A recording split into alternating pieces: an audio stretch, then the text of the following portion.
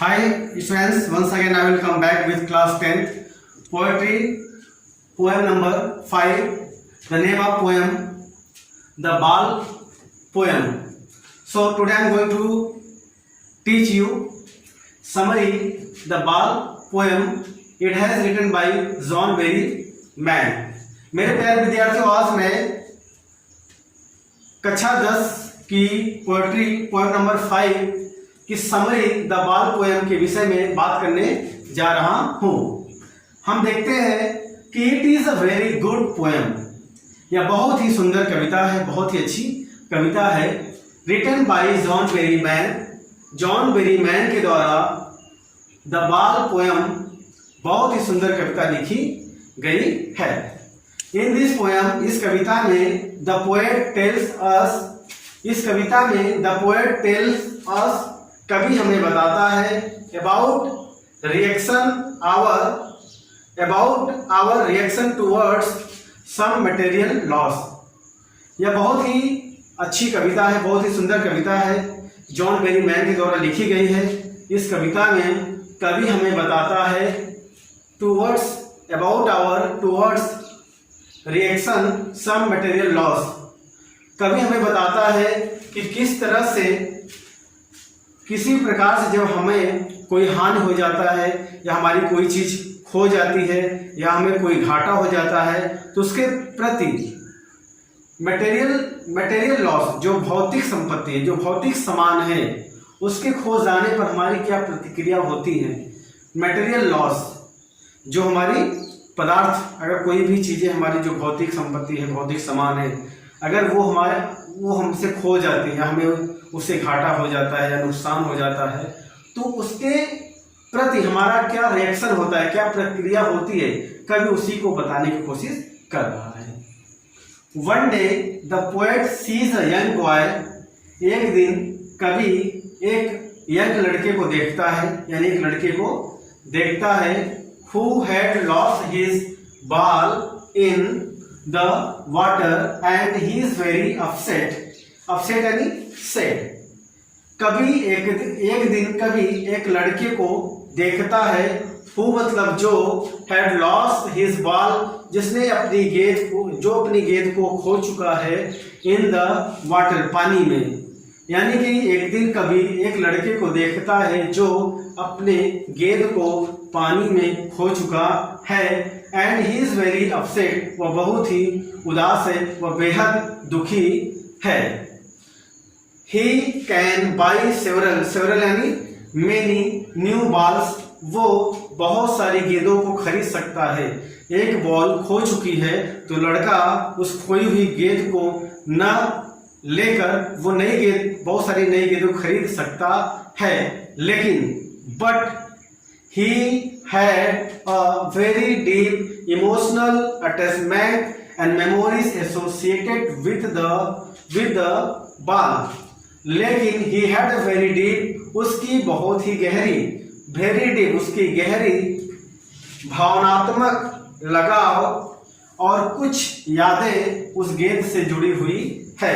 इसलिए बॉय जो है उस गेंद के लिए बहुत दुखी है, बहुत उदास है, वो और गेंद को न चाहकर पानी में खोई हुई गिरी हुई गेंद को ही चाहता है, क्योंकि उसकी जो गहरी भावनाएं हैं, जो उसका लगाव है, जो उसकी यादें हैं, सब उस गेंद से जुड़ी हुई है।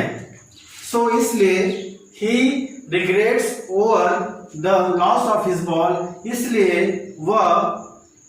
इसलिए वह पछतावा करता है, the loss of his ball, अपने गेंद, उसकी जो गेंद खो गई है उसके प्रति उसका क्या पछतावा है, वो अपने आप को पछता रहा है, अपने आप को कोस रहा है और उस खोई हुई गेंद के विषय में सोच रहा है।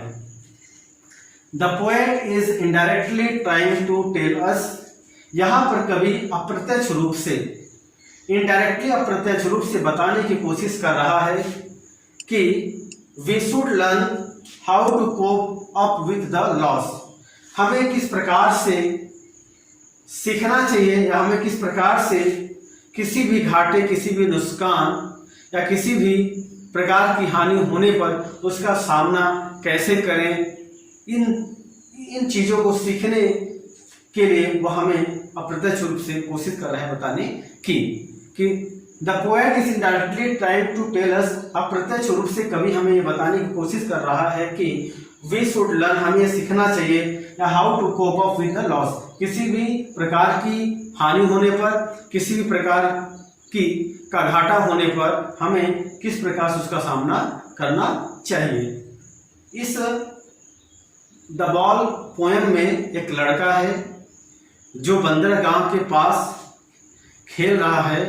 अचानक उसकी गेंद उसके हाथों से छूटती हुई, उछलती हुई, कूदती हुई वह पानी में चली जाती है और उस गेंद से उस लड़के की बहुत सारी भावनात्मक लगाव और उसकी बहुत सारी यादें उससे जुड़ी हुई है। इसलिए जो लेखक इसलिए कह रहा है कि वह लड़का दूसरी गेंद को ना चाहकर उसी गेंद को चाह रहा है। Loss and gains are the facts of our life. Loss यानी हानि, गेन्स यानी लाभ, आर द फैक्ट्स यानी तथ्य ऑफ आवर लाइफ, हानि और लाभ जो हमारे जीवन के क्या है, तथ्य हैं।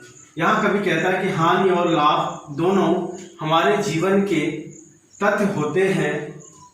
मनी इज एक्सटर्नल, पैसा जो होता है वो बाहरी चीज है, वो भौतिक चीज है, बट लेकिन we cannot buy each and every thing with money, पैसे से हम सब कुछ नहीं खरीद सकते हैं।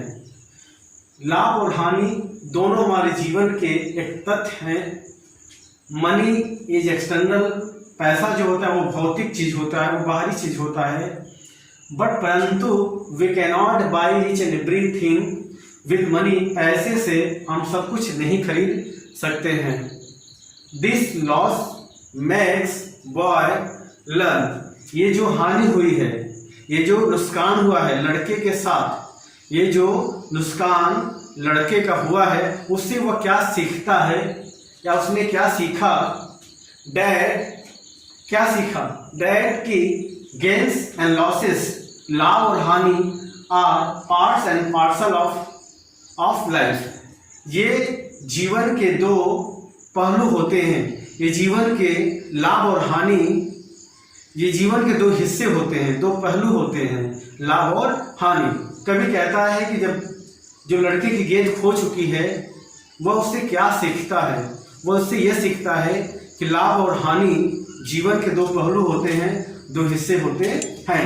And all over materialistic in the end, अंत में, इस कविता के अंत में the poet tells that those who we love and all our materialistic possessions will not be with us forever।